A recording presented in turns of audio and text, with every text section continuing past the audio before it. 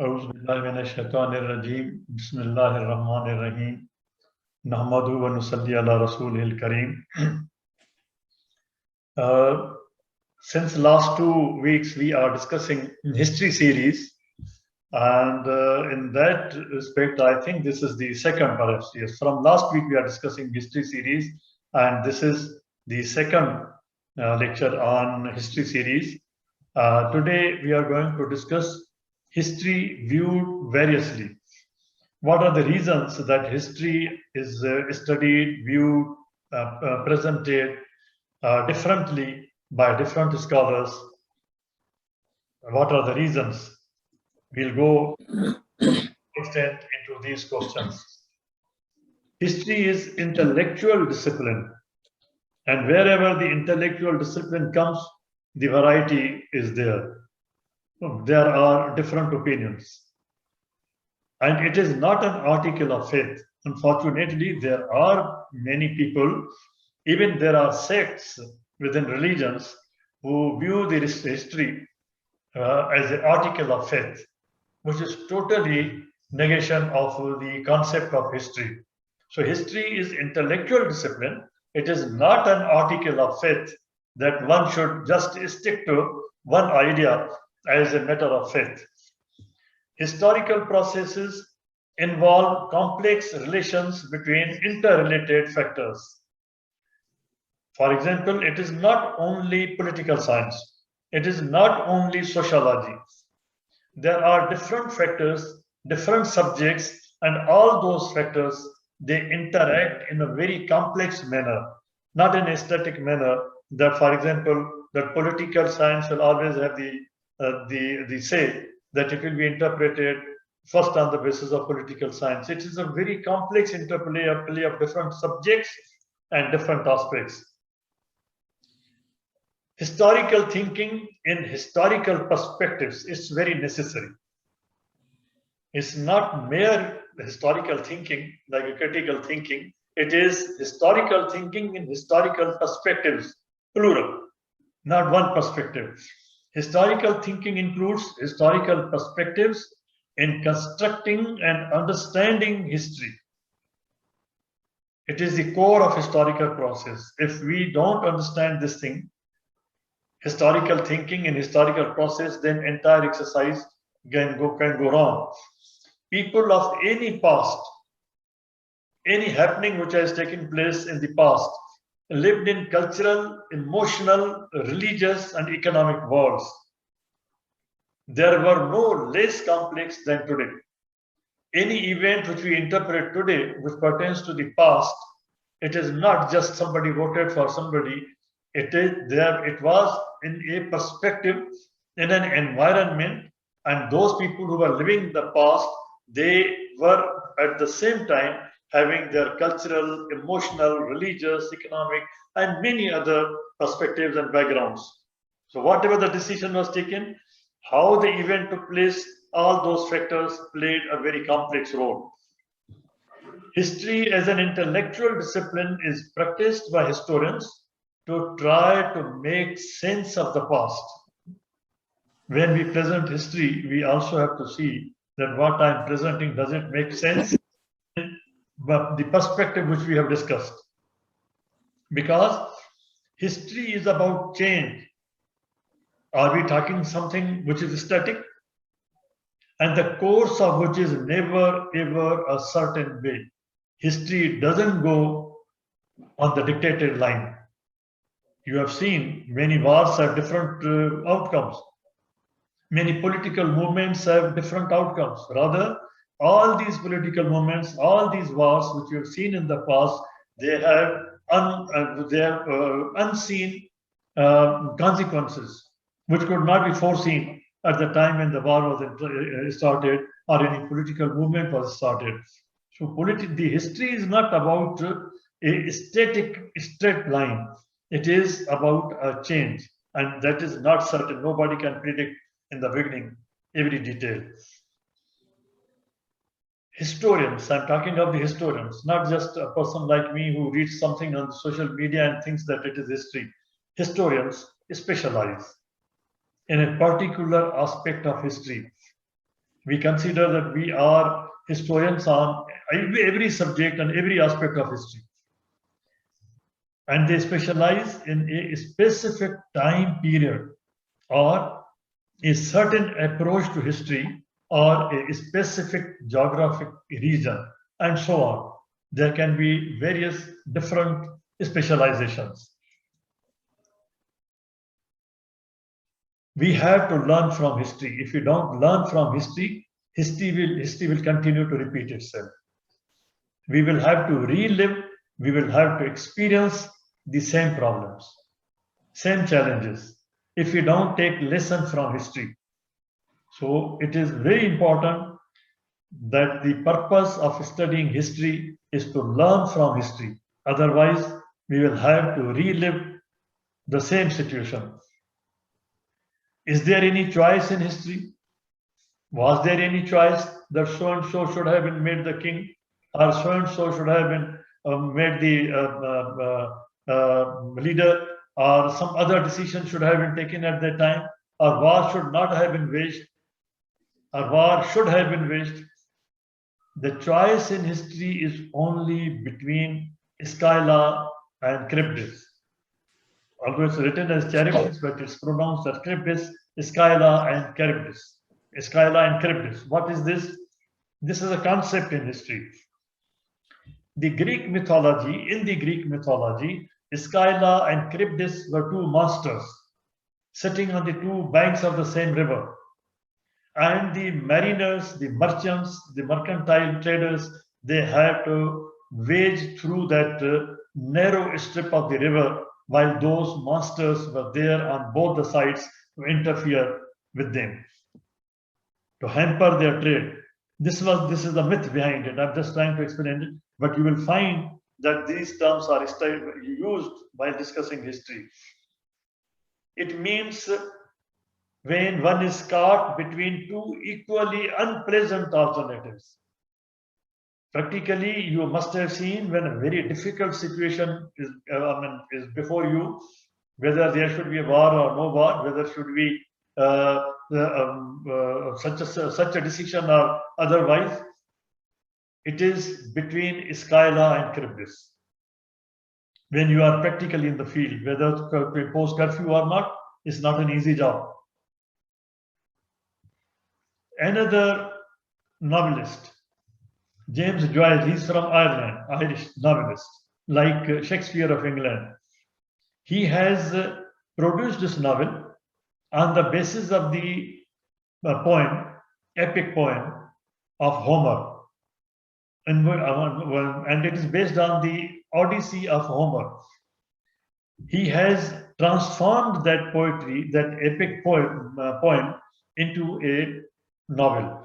And here he says, like Shakespeare speaks, his characters of Shakespeare speak, here his character Ulysses speaks. He says that history is a nightmare from which I am trying to awake. History, when you are going deeper and deeper into history, and when you face these monsters on both the sides, Scylla and Charybdis, he says that I am facing a nightmare. I'm awaking. I'm trying to awake from the nightmare. However, what is the fact? The fact is that this feeling emerges mainly from reversals in history. We wanted to create a country, but we find that it's different from what we imagined. One's interpretation of history, totally different, unforeseen consequences. And it also depends upon the world view. These reversals and this nightmare comes because of these three things. So I've tried to explain that when Ulysses is saying this, that is a nightmare, what is the cause behind that? What's the reason behind that? I've tried to explain that. History not only repeats itself, but keeps repeating for those who don't learn lesson. Others say history never repeats itself. Both may be true. It's not that one is right and one is wrong. Both may be right and both may be wrong. However, it depends on analysis of similarities between events. If you don't do that, and we don't take lesson, the history will keep repeating itself, and we will have to relive the same situation, the same agony, if we don't take lesson. History repeats only for those who don't take lesson. Teacher repeats the lesson in the class for those who don't learn, who have not taken lesson from the last lecture. Teacher repeats it in the classroom. History is a teacher. If you don't take lesson from history, the history is going to repeat the class. It is going to repeat the lesson.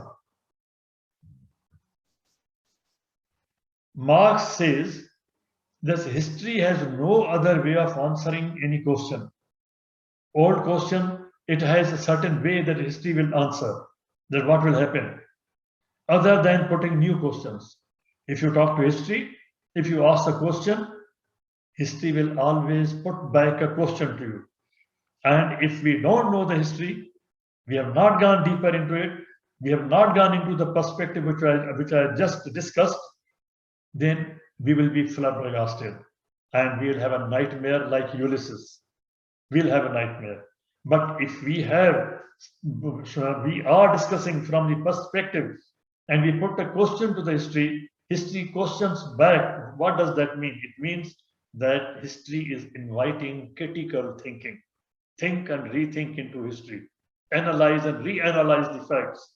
It's not a static subject. We cannot trace over history. We cannot copy the history. Just draw a graph and retrace it through a carbon paper and learn by copying slavishly, blind taqlid. History goes against them.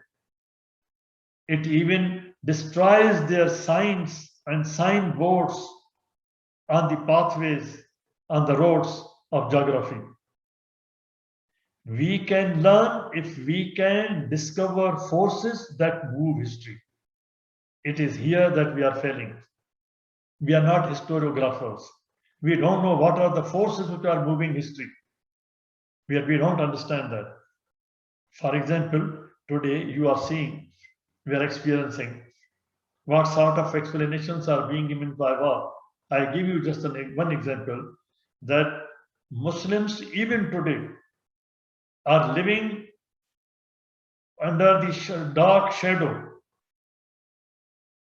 in a dream that Hajjaj bin Yusuf conquered Sindh Empire at that time in order to save the women.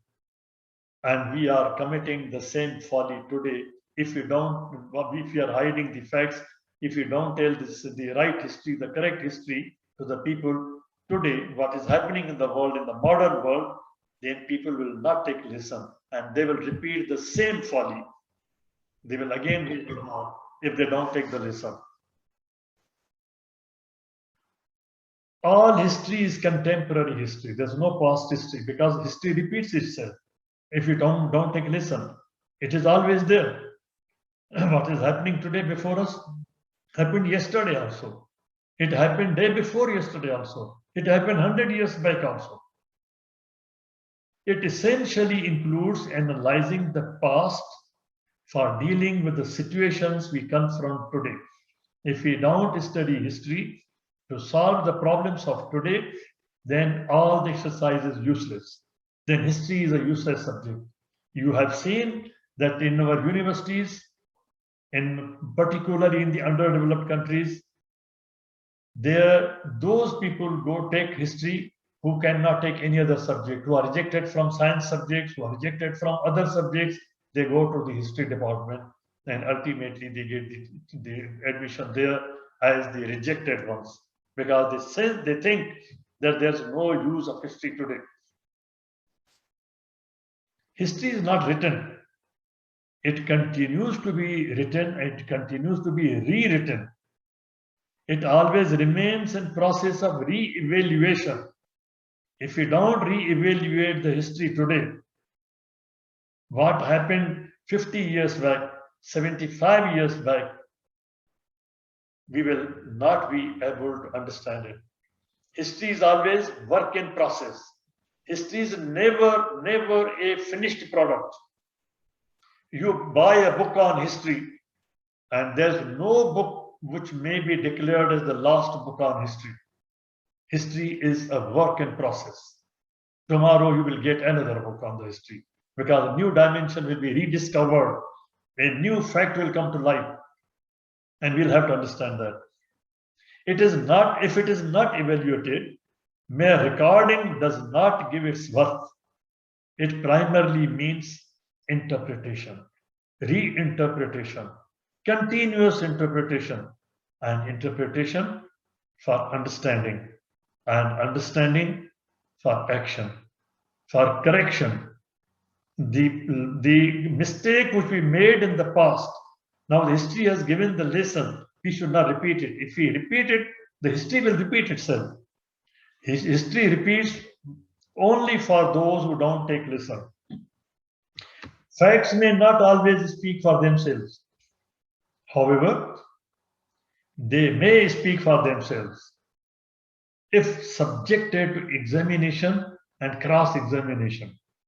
There is a fact, for example, that something has happened, but it has to be examined and re-examined. A country is born, but it has to be examined, re-examined, evaluated how, why, how it is going to proceed, how it is going to fare. Ultimate history we cannot have in this generation. Acton went to the extent to say that in our generation, we cannot have the ultimate, the last book of history. And this is what we are experiencing. We don't have the last book. For example, we belong to different countries. We don't have the last book of history on our country. It will continue to be rewritten. But we can dispose of conventional history, conventional thinking, static thinking, and show the point we have reached on the road from one to the other. What does this mean? It means that if we take the change into consideration, 60 years after Acton, I had given this quotation from Acton, Lord Acton, from England. Now, about 60 years after him, George Clarke, he is born in a different space and time, same country. He's writing history and he's writing it differently. This will always happen. But here what we are doing, what was told, what was written 1500 years ago, we are sticking to that. And we listen to history for sawab. And we deliver history as an oration, as oratory, as art from the pulpit every day, every week. And we listen to it as a sawab. And he says that the exploration in the history seems to be endless.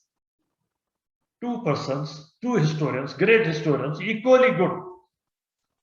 They are giving different opinions. Since all historical judgments involve persons and points of view, one is as good as another, and there's no objective historic truth. There's always subjective understanding. Today, before we started this, our participant colleague, Khatib Abdul Ismail, he said the same thing, as if he had read my presentation, and while during the course of discussion on certain other point, he said the same thing. This is critical thinking into history. Difference in views of Lord Acton and Sir John Clarke, which I have mentioned hereby.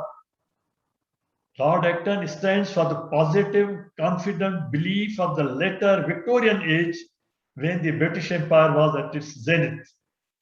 And Sir George Clarke echoes the confusion, disillusionment consequent upon the disintegration of the empire.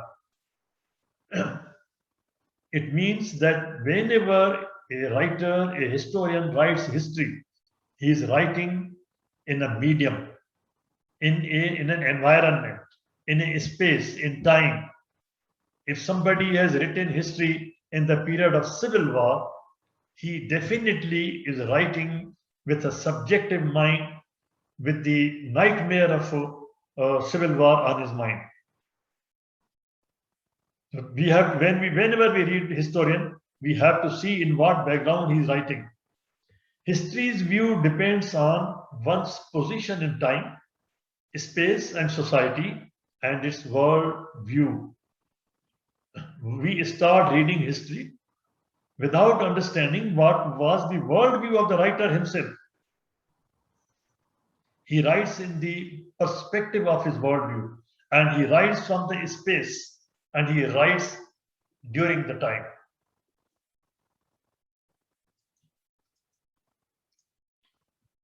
Most Muslims, and more appropriately sectarian Muslims, who are zealots or bigots, most Muslim historians, even today, only those I'm talking about, those who are zealots and bigots, historians, those sectarian historians, even today, have well entrenched positions in red hot war.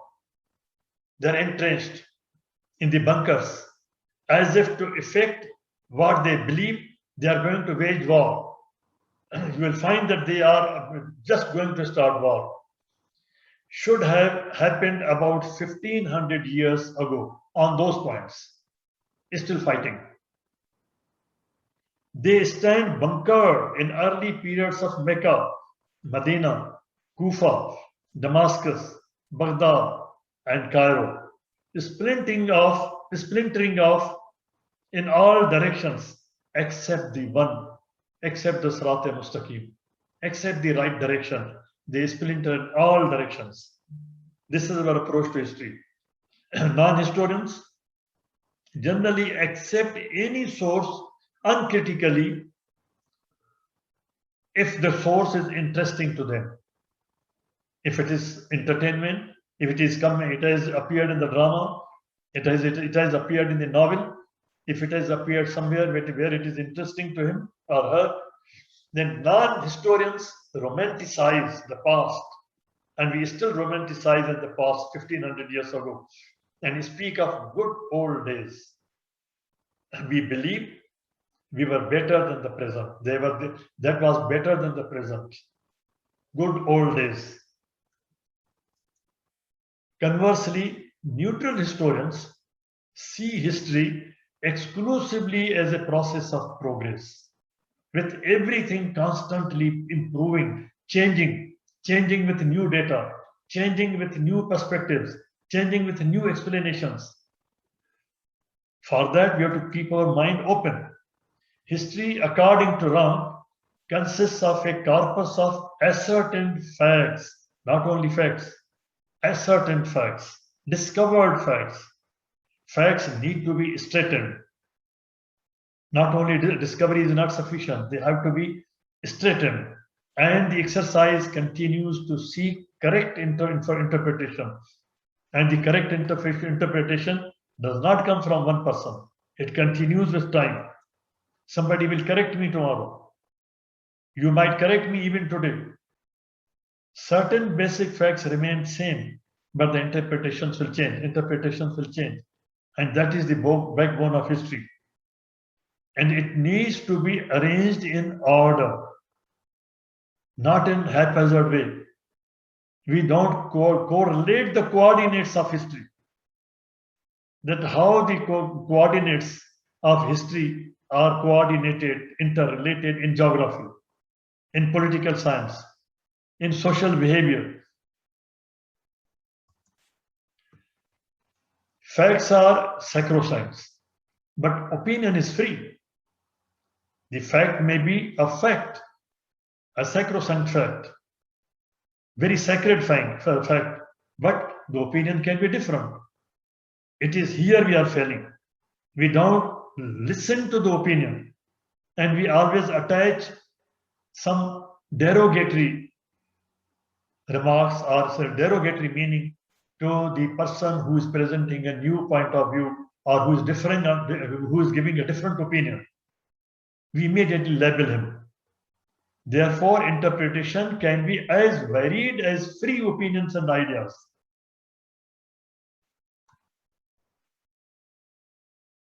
And interpretation does not mean intensification of one set of ideas, but involves re-evaluation, evaluation and re-evaluation of all sets of opinions and new opinions. Without a philosophy of history, historian is likely to drown in sea of data, or be buried under their heap, or be crippled by chronology in an effort to give order. Philosophy, understanding of philosophy history is very necessary. I come back to this Skyla and Charybdis. I've already mentioned, I'm not taking your time again on this point. I think I proceed further. I've already mentioned it.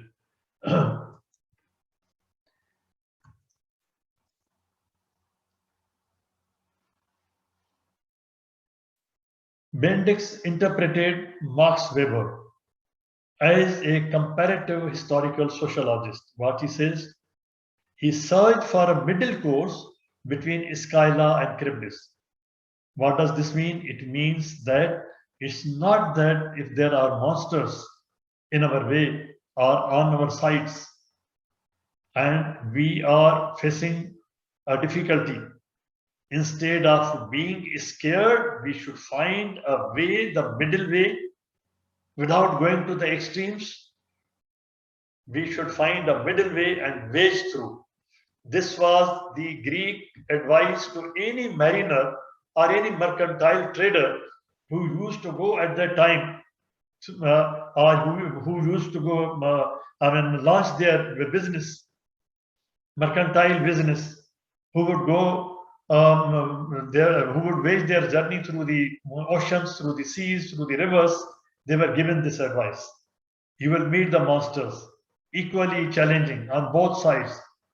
Don't be scared. Take the middle path and cross that storm. Between the abstractions of theoretical concepts and the richness of empirical evidence. It is here where the historian, who is a historiographer and who is a critical historian, he goes deeper and he finds his way, the middle way. And he balances between these theoretical concepts. He's not taken away by any dogma, any doctrine, any faith, or any richness of the empirical evidence.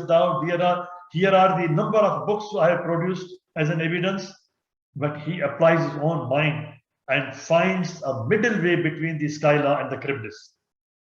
And this was the advice which every Greek mercantile trader was given whenever he launched his business. The history of modern Europe can be written in terms of three titans. Napoleon, when he conquered most of Europe, Bismarck, Germany, became the empire, and Lenin, who led the revolution. Now, this is a new approach to understanding the history of one part of geography, as I was talking about the specialization in one geography, Europe, and within that geography, now instead of events, they are projecting. Here, A.J.P. Taylor is projecting his theory that if you want to understand Europe, you have to understand at least these three persons. But if you read Kissinger, his book, Diplomacy, a very voluminous book, he gives a different idea. He tells to study the balance of power set by Britain and the orchestra set by Europe. Now he's using these terms, but what is the purpose of discussing these things is that everybody can have a different approach. And history can be approached through persons, it can be approached through politics, it can be approached through geography, it can be approached through territory, because it has different perspectives. In the beginning, I said this. Therefore, different perspectives have to be understood. Now, these are some of the quotations. I'm not going into these things, but these are very important. They carry a lot of wisdom. I've just picked up Bismarck. There are others also. We owe a lot to the past. We cannot ignore it. At the same time, we owe obligation to the future. We are failing here.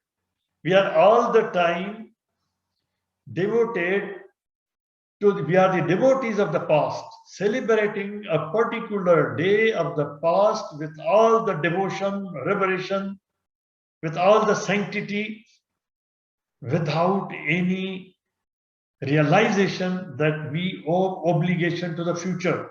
The amount which we are spending on that, we are not taking lesson from the past, just as a sanctity. And we are not presenting the past in order to fulfill the obligation of the present or obligation of the future while taking a lesson.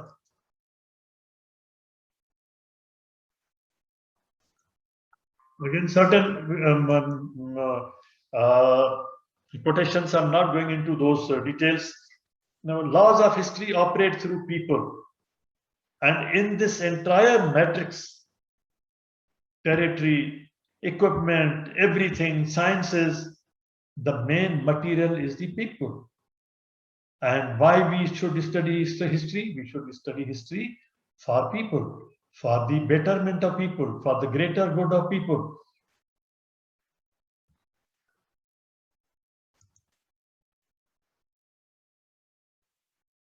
According to Tolstoy, there are two basic modes of writing history: religious and non-religious. According to him, this is his theory. We will discuss this sometime, say some other week. Religious view, you very well know. I'm not going to explain this. And non-religious view, we'll inshallah discuss it the next time. But this is the religious view. It is before you. I'm not going into these details. But the religious view has led us to fatalism, deterministic approach. We can't do anything. We are waiting for the Mahdi. We are waiting for the Messiah. We are waiting for some Imam. Somebody will come, he will solve the problem. We don't have to do anything. We have not done anything, and we can't do anything. We will not do anything. Where somebody will come after 1,000 years, after how many generations, after how many great grandchildren, he will come. Most obvious pitfall of religious view can be fatalism, which I will explain now, which renders human effort useless. Wait for the Messiah. Ultimate real success as bliss lies beyond death. Jannah, you will get to paradise after death. Before death, bear the hell here. Bear all those difficulties because they are part of deterministic fitrat, they are deterministic fate. As against a religious worldview, the non-religious worldview suggests that each event has a set of values in a given situation. Each event in its local and time and space. It delimits history in time zones. What happened 1500 years ago, we are reliving. Today, we are living in a different space and time zone. We should live today rather than we die. We live the day the way the death overtook yesterday or in the past, with unending conflict between civilizations where only the fittest survives. But if you choose the path of conflict, then there has to be, if there is a conflict of civilizations and cultures at the higher level, and then naturally the fittest will survive. If we don't have the strength of civilization today, we can't survive. Secular view of history. Here I want to be clear, very clear, that secular view is not the way we understand through secularism. Secularism is totally a different thing. Secularism, as ism, emerged in England. It is the byproduct of Renaissance. But here we are talking about secular view of history, which is also religious view. I'm emphasizing this, and I'm going to explain this. Secular view of history as a religious view, has gone through several radical transformations. In the past, believers in secular view, this is history, ascribed all events to will of some individuals, Hercules, some hero. Greeks, they had heroes for everything. For the storm, there was a hero. For the rivers, there was a hero. For thunderstorm, there was a hero. Subjecting people to the will of these chosen persons, they had fantasized people into heroes. We have done the same thing. We have fantasized our Muslim heroes with spirituality and ultimately with divinity. This was what was done by the Greek. Every hero has a divinity or a spirituality in Greek mythology. Direct participation of a deity in human affairs.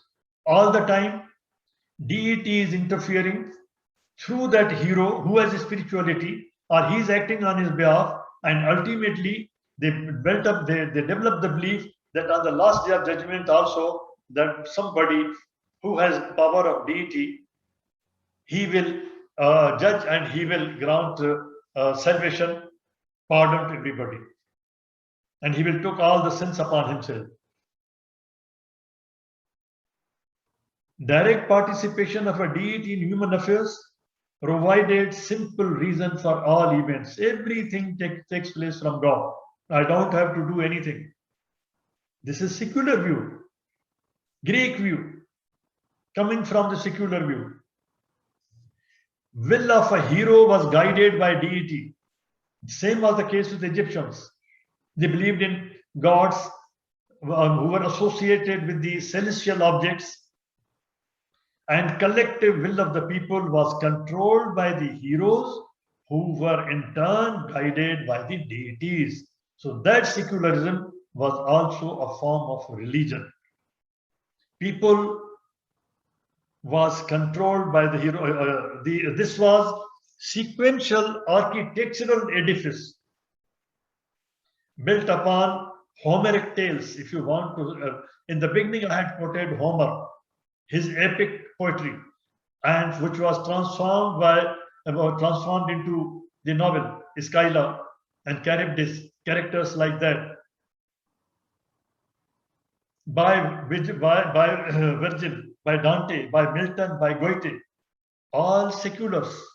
But read their novels, read their literature. They are secular people, secular, who believed in the heroes and heroes who had the powers of deity, controlled by the deity, guided by the deity. Read the Homeric tales, the epic of Homer. Modern secular historians maintain essence of these beliefs but reject direct involvement of deity in human affairs. Now, this is the progress. Today's secular, modern secular scholar, person, he is true secular because he doesn't believe in any direct involvement of deity and their action through their heroes. They present different theories, and there is not one type of seculars of today. They are different types.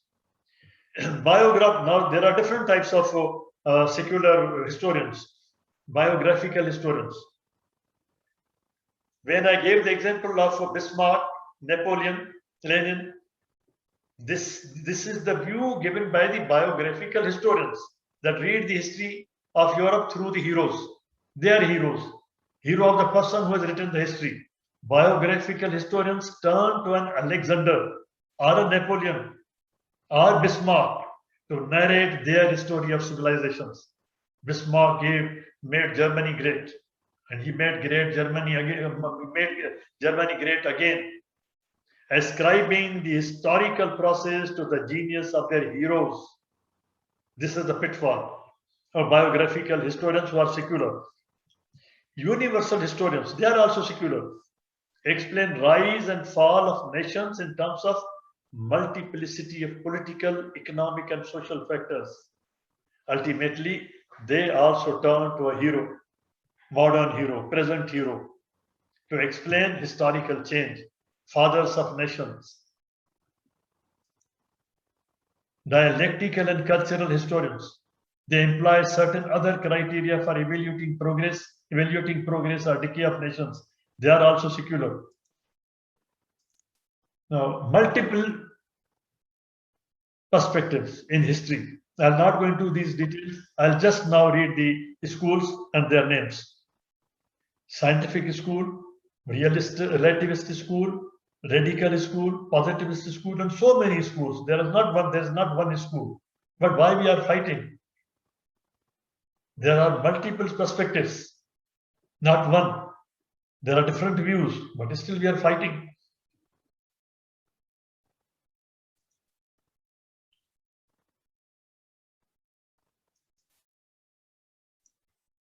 Different views of history. The cyclical view of history. This is Ibn Khaldun.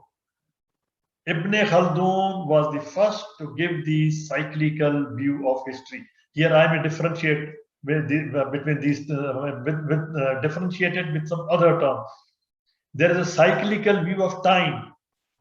For example, in Hindus, they say the life of Kalpa, God, is 1.1 trillion years, according to their calculations of Vedas.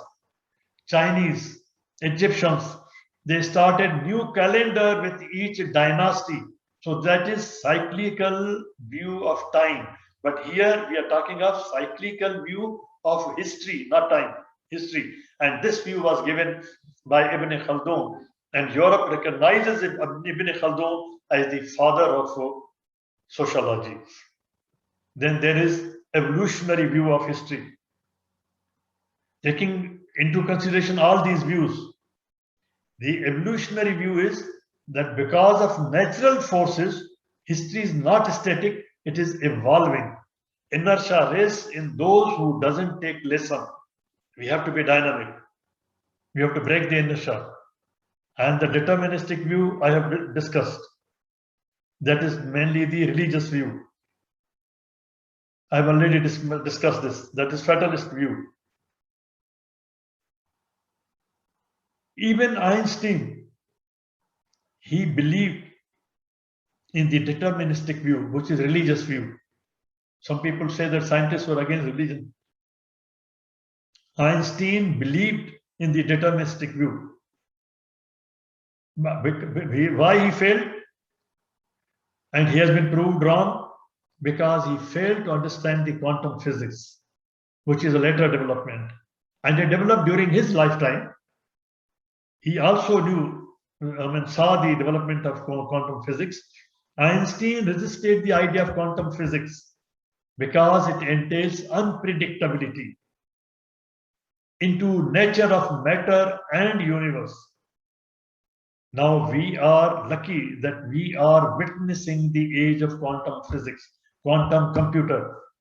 We have to understand this. We are lucky. We should teach our children. We should learn ourselves. Einstein failed on this point, but we should not fail on this. Einstein has been proved wrong. History is a story moving forward, moving toward final conclusion. It will not be concluded till the end of universe. It is moving forward towards final conclusion, but it will never be concluded before that. This is also a religious view. History, a moving force according to the scripture. Till the Qiyamah comes, it will keep moving, and the last day will be the concluding day. Now, towards conclusion, what I have to submit, different views of history need to be studied. We should not stick to one with mental inertia, not one to the exclusion of the other. We should study all the views, whether it is any sect view. We must study all views. Why they say this? This is the lesson which we have discussed today. Because history is intellectual discipline. We started from there. History is intellectual discipline, not an article of faith. Subhana rabbika rabbil izzat amma yasifun wa salamun ala al-mursaleen walhamdulillahi rabbil alameen. Now you can unmute yourself and open for discussion.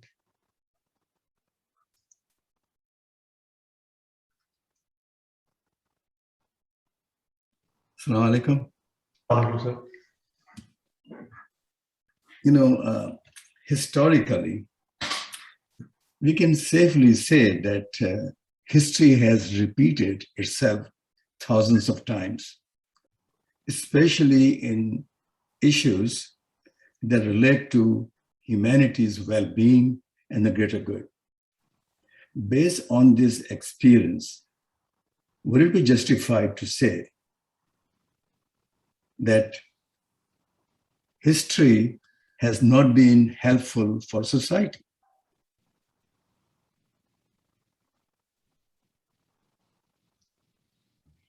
You are finished? Yeah. When we say society, then the question will arise, which society, which civilization, which culture. But if we say human society, then it becomes a much bigger question. When we I'm talking about humanity in general. In general, it has been beneficial because history keeps repeating itself for those who don't take lesson. Till they learn, it will keep repeating.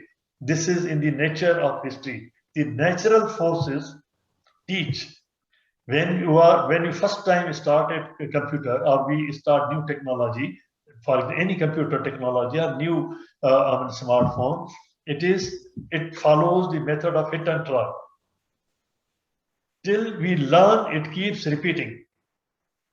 The error keeps repeating. When the error keeps repeating, it means it is trying to teach us.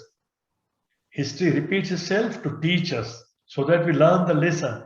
We don't repeat the same mistake. We should correct it. When we correct it, then the history moves forward. It depends that how fast or faster we can move. Next time, inshallah, when we discuss, that shows the path. That will show the path that how an individual starts and ultimately goes to the advanced level of culture that is called civilization, and civilization leads to prosperity. That is ultimately the benefit and the greater good which the society gets. So every time in a society, there has been a forward movement. That is why we are today in the modern world. If it would not have progressed, we still would have been in the Stone Age. It is making. But we have reached to Stone Age in different areas where we were too weak to prevent foreign invasion.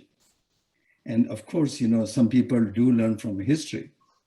But then those very people who learn from history become the victim of the mistakes made by those who have not learned from history and become a recipient of their blunders. For example, today, in the last whole 21st century, as well as 20th century, we have been surrounded by war continuously without a break. And I'm sure there must be millions of people who must have learned from history. But even they became victim and their families because of the majority of the people who have not learned from the history and they keep on supporting the same status quo. That's what troubles me a lot. Yeah, well, I agree with you. That is exactly what I'm saying. That till the people learn the lesson, for example, they rise, they stand up, they speak, they change, the history will keep repeating. The persons, the Skyla and the Charybdis, they will continue waging wars. They will continue frightening. They will continue disturbing the peace till one finds wisely the way to wage through. I have another question coming in my mind, if I may. Welcome.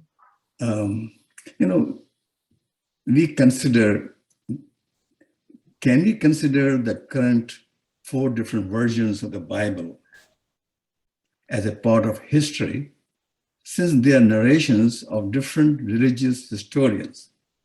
The only difference between these historians and the others is that they are religious, while the most of the historians may not be writing anything on religion. So my question is, would it be blasphemy on our part to read and study other historical religious literature from other religions critically, especially our own religion, especially Ahadith literature? And we know we've got tens of thousands of hadiths. And somehow there is always a fear that we are entering into a realm of blasphemy because there is a sanctity in this literature which should not be treated the same way as other literature in history. So what is your take on this? I think critically studying any religious literature or any literature is not blasphemous. That is why, particularly in Quran, it encourages, rather it requires, as the article of faith, as Iman, that one must study not only Quran but the Kutub, all the Kutub, the Torah and the Injil. And Quran says that it tells that there is a guidance and nur, roshni in these books. It eloquently requires that we must study those books also. Studying any comparative religion is not a blasphemy. And furthermore, I may very humbly point out one thing here, that Bible, basically, when we say Old Testament, when you refer to it as Old Testament, Bible as Old Testament, there are 2 versions. One written, particularly Torah and Talmud. One rewritten because they had lost the original one. They had lost it. Sure. One was rewritten in Babylon, and the other which was rewritten in Jerusalem. So there are 2 major versions available. So far as the New Testament is concerned, there are 24 canonical approved versions, out of which only 4 have been allowed to be printed, published, so that everybody we can study. All others are restricted for the higher levels of scholarship in the religion, like the bishops, like the Pope himself. Only 4, Mark, Matthew, we all know that we have only 4 versions. They are together called the Injil.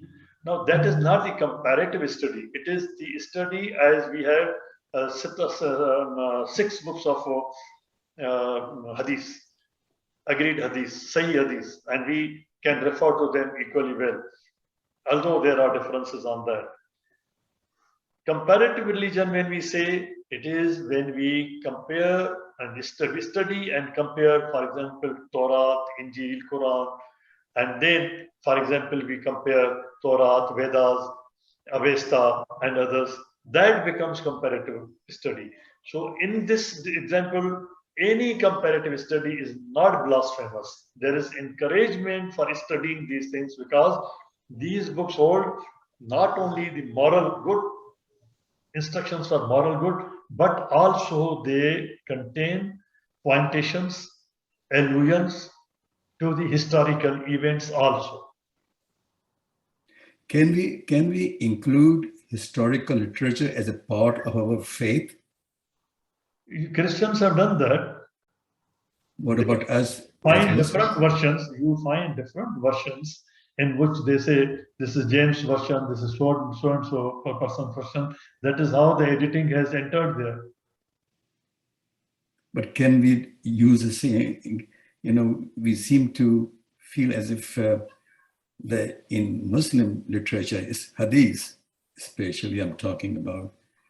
Should we include that as a part of history, or we should put as a part of our faith? There are two things on which have been developed, but unfortunately we are not doing that. We are not going into detail of understanding that. One is the science of hadith, what they call the science of hadith, that they have systematized this. Knowledge, science is the systematized knowledge. So they have made the knowledge of hadith systematized. There are very vast rules, and there are specific rules on the subject. One is that the number two is the comparison. 6 books you can compare. And the third one, the interpretation. Interpretation in the light of Quran, interpretation in the light of the new discoveries, new scientific information. And people are improving their positions on those points because that has been allowed by the Prophet that only in the matters of revelation follow me, which I am giving you as the word of God. But in worldly matters, the field is open for you for research. The whole thing. The science of hadith, is it different or same as the scientific systematic study that has been done by different historians for different eras of time? Scientific. Are both same, or is it a special kind of science? When we say scientific, then definitely it is different. When we say science of hadith, it means the systematic, only to the extent of explaining the term. I'm saying that they use the word science of hadith. Correct. That the word science stands for the systematic knowledge of hadith. But then is not the same science of systematic study, same science is used? Sir, you know better than me that when we talk of scientific knowledge, it means science includes observation, experimentation, systematization, formulation, theorization. All these things we cannot do with hadith. It's not possible. We cannot experiment. Exactly. If there is anything in hadith, we can't do that. So I'm making it very clear that it's not scientific in the sense of the definition of science, scientific research, but they call it science of hadith because they have systematized it. I'm using these two terms very differently, clearly. Thank you. Thank you very much for this very deep, critical thinking and critical discussion. All the credit goes to. Assalamu alaikum, sir. Assalamu alaikum. Sir, when we start talking about history, somehow we remain kind of encapsulated in history as if everything was, say, 100 years ago, 1,000 years ago, same as it is today. And that creates a sort of a picture of the history and that particular happening in a totally different way. And I'll give you just an example. Say 500 years ago only, the press, the public, printing press, etc., came into being. About 2,000 years ago, in the times of Jesus, just before that, people started writing something and reading something, etc., etc. Before that, there may have been, but it was very little because the paper was not available and the ink was not available, I think. And even if they were both available, probably the writing ability and education was not available. Go back another few thousand years, maybe 2,000, 3,000, 5,000. I think we don't even know the history of those times, except that there is a little bit of a Ramayana and Mahabharata and all that. And that's all. What I'm trying to say is this, that if we don't take the snapshot of that particular time, which we are talking about in terms of history, we find that we may totally go astray. That's one. Secondly, a human being, as again, going back to say 10,000 years ago, I don't know, there no house, no nothing. Everyone was sort of roaming around, maybe dressed, maybe not dressed. Hunters, gatherers, etc., that we keep understanding from the literature. And about, again, 2,000 years ago, they started probably maybe 5,000 years ago, they started wearing clothes and and be a little bit more careful and clever and all that. And only in the last maybe 300, 400, 500 years that we have be able to travel, B, we know where is China and where is America and where is what by living in India or wherever. 3, the importance of the money came into being in the last few hundred years ago, 2, 3, 400 maybe. And in all that, unless we really keep all this in mind, and the human being with it, human being was maybe roaming around and there was not much to do, and they could do what you're saying just now. You're saying, okay, we should probably look at the Injil and Furqan and all that kind of thing. Provided, but then we don't have the time in the last 300 years. Everyone is, the industry evolution got so stuck in terms of not having enough time. If you start doing that, start reading Bible and, before that, whatever they were, Ramayana, Mahabharata and all that, I suppose you will not be able to work and you will not be able to earn your bread. So I think, when we need to probably keep ourselves continuously conscious of the fact that what we are talking about and where the human being was at that point in time. In the last few hundred years, as I said, we have become affluence oriented. When I say affluence, we just don't do anything.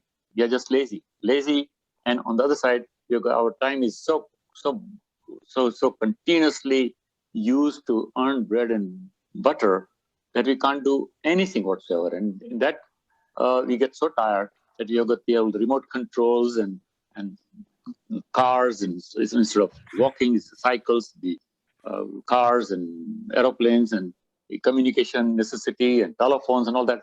It's completely a totally different world as against 500 years ago. So how do you, I think, take all this into consideration when you talk about the history? That's my question. I think you have given a very elaborate answer yourself that I have very little, I think, space available to disagree with you. I agree with you. You are right. And you have given a good elaboration. I think your view is correct. I have tried to limit it to certain points. I have not analyzed any event itself or any sequence of historical events as you have given. I have not analyzed those also. I am talking about the philosophy of history. And you started the discussion, and your opening remarks are very, very apt and very appropriate, very relevant, that it started everything when we were talking about the past, it was in a certain background. It was, for example, in one of the slides I had mentioned that people of any past lived in cultural, emotional, religious, and economic world, in a real world. Those factors were very relevant at that time. But today, we are studying history from today's mind without understanding what was on the mind of the people at that time, why they did that. You are right, absolutely. This is what you started the discussion with. Mm-hmm. Even if we did learn the history, you said, if we don't learn from history, it repeats itself.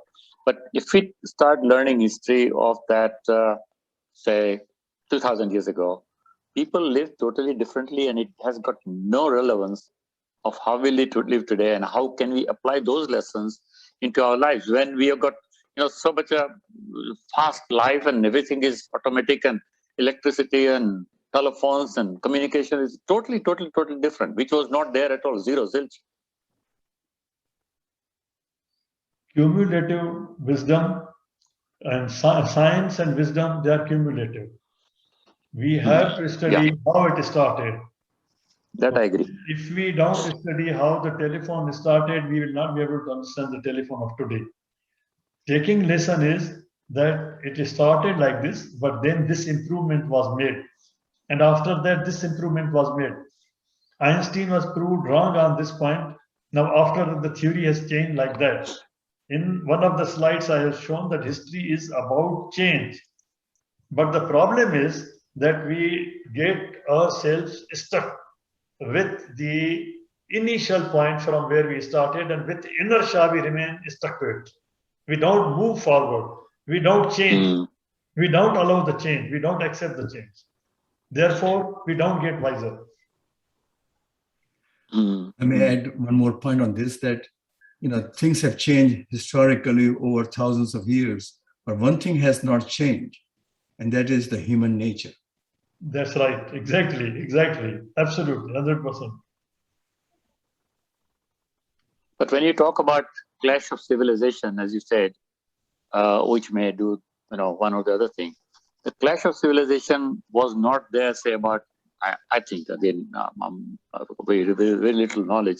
I can say 5,000 years ago, the civilization clash was not there. It was a clash between people because of their own selfishness and the greed, nothing more than that.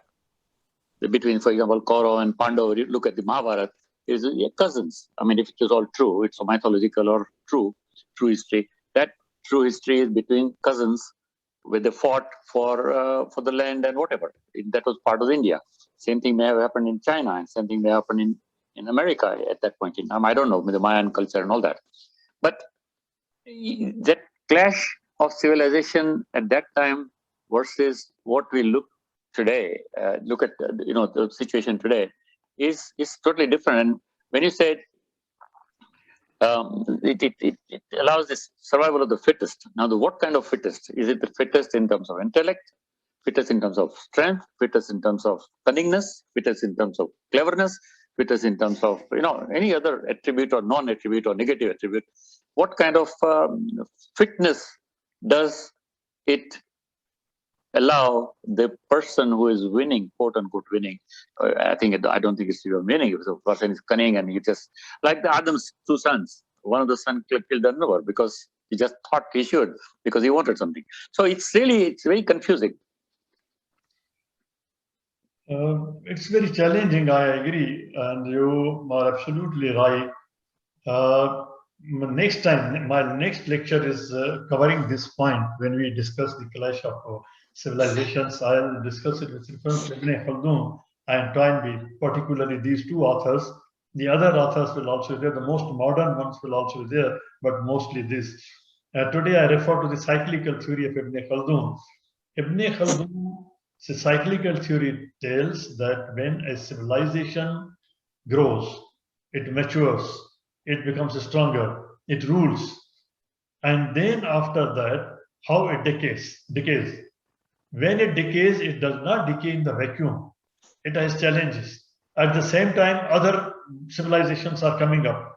So at that point, there is a clash between these civilizations, the one which emerged earlier and the new ones which are coming up. Now, in that clash, who succeeds? The fittest. This is the theory of Ibn Khaldun. But the recently, particularly after, say, 15th, 16th century, the new phenomena have appeared. But you will find in the Muslim world, we still discuss only Ibn Khaldun. We don't go forward. That is why I have added Toynbee. But after that, I've added the latest scholars also. I've compressed them. But clash of civilization has always remained there. No civilization has existed or come up without challenges. It has never existed in vacuum. There has always been a clash of civilization. Clash of civilizations.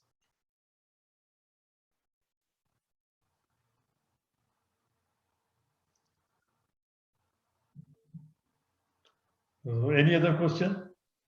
Thank you. No. Well, thank you very much. I am very thankful to you that you have made Dr. Pasha Saab also, that you have made very contribution, an enlightening contribution.